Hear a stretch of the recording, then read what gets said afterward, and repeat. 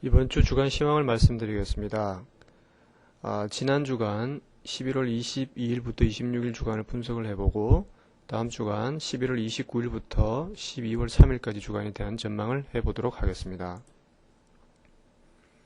먼저 말씀드린 내용을 간략하게 소개하면 외환시장은 패닉 상태인가라는 내용과 유로존 위기는 이제 시작일 뿐이라는 내용, 중국의 통화긴축 우려가 현실로 나타났다는 내용과 미국의 추가 양적 완화 이후에 미 연준 판단이 틀린 것이 아닌가라는 의구심이 든다는 내용에 대해서 말씀드리도록 하겠습니다.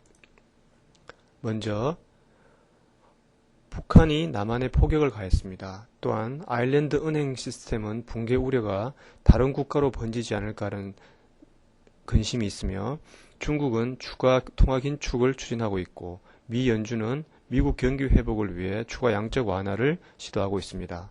이러한 모든 사실들로 인해 외환시장은 현재 패닉 상태에 이르게 되었습니다. 한편 북한의 도발은 일회성으로 보입니다. 하지만 유로존의 부채 위기가 더 큰 문제로 보입니다. 수년간 끌어왔던 유로존의 국채 디폴트를 피할 수 없다는 분위기가 증가하는 모습입니다. 유로화는 미국 달러에 대비하여 1일 차트상 일목균형표 구름대 하단인 1.3374 아래에 머물고 있습니다. 미 달러 지수를 보면 피보나치 선이 있었던 80.00-10을 상향 돌파하면서 미국 달러의 강세가 좀 더 나타날 것으로 예상됩니다. 이 수준과 같은 유로화의 가격대는 1.3330과 40이었는데 이를 하향 돌파하여 지난 주말에는 1.3240 수준까지 하락하였습니다. 유로존 위기는 이제 시작일 뿐이라는 내용에 대해서 말씀드리겠습니다. EU와 IMF로부터 구제 금융을 받은 아일랜드로 인해 시장이 조용해지고 포르투갈과 스페인을 안정시킬 것이라고 생각했던 사람들은 매우 낙심한 모습이었습니다. 스페인의 위태로운 재정 상태가 시장을 극도로 우려케 하고 있는 모습입니다. 아일랜드의 구제금융은 850억 유로에 이른다고 발표를 했지만 이것은 스페인의 경우에 해당되는 4,500억 유로에 비하면 아주 작은 규모입니다. 지금 당장은 스페인이 구제금융이 필요할지도 모른다는 사실이 유로존에 있어 가장 큰 위협 요인이 되고 있습니다. 시장을 안정시키기 위해서는 유로존 관계자들이 제 위치를 잡고 같은 목소리를 내기 시작해야 할 것으로 판단됩니다. 다음으로 중국의 통화 긴축 우려가 현실로 나타났다는 내용에 대해서 말씀드리겠습니다. 지난 11월 19일의 지준율 추가 인상 발표는 올해 5번째 조치로 12월 초순 및 중순경에도 또 한 차례의 금리 인상이 있을 것으로 예상됩니다.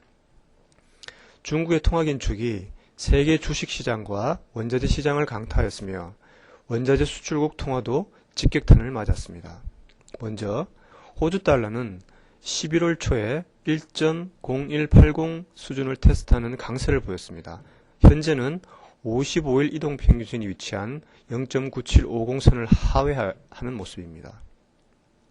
뉴질랜드 달러는 0.8 수준에서 거래되다가 최근에는 0.75 수준까지 하락하는 모습입니다. 캐나다 달러도 예외는 아니어서 11월 초 등가 아래에서도 거래되다가 최근에는 1.02 수준에서 거래되는 모습입니다.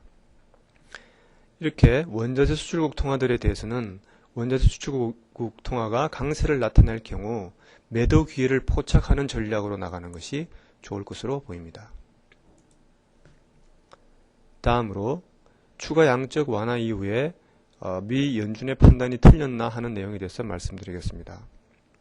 지난 FOMC 회의록을 보면 대부분의 미 연준 위원은 추가 양적 완화로 장기 채권 수익률은 하락하고 자산 가격은 상승할 것으로 판단하였습니다. 추가 양적 완화 조치 후 얼마 되지 않아 미 연준은 그 영향에 대한 평가가 잘못되었음을 알게 되었습니다. 국채 수익률, 특히 장기채 수익률은 이와 같이 상승을 하였고 자산 가격은 오히려 하락하였으며 미달러화는 강세를 나타냈습니다. 기술적 분석 측면에서 미국채 10년물 수익률은 2.72, 2.96 사이에서 안정을 찾을 것으로 예상됩니다. 이 수준이 지켜내지 못할 경우 위로는 3.06에서 13%에서 강력한 저항선을 만날 것으로 예상되고 아래로는 2.60과 2.45 수준에서 지지선을 찾을 것으로 예상됩니다. 미 달러는 엔화 대비 82.80, 83.90 사이에서 움직이다가 미 달러 강세로 84선을 넘어섰는데 84.50과 85 수준에서 저항선을 만날 것으로 예상됩니다. 다음 주 주요 경기지표에 대해서 말씀드리겠습니다. 29일 월요일에는 호주에서 10월 건축허가 건수 발표가 있습니다. 30일 화요일에는 캐나다에서 3분기 GDP가 발표가 있고 미국에서 11월 컨퍼런스 보드 소비자 신뢰지수 버냉키 의장의 오하이오 연설이 예정되어 있습니다. 호주에서는 3분기 GDP 발표가 있고 중국에서는 11월 제조업 구매자 관리지수 발표가 있겠습니다. 12월 1일 수요일에는 영국에서 11월 주택가격지수 발표가 있고 11월 제조업 구매자 관리지수 발표가 있겠습니다. 미국에서는 ADP 고용변화, ISM 제조업 구매자 관리지수 발표가 있겠습니다.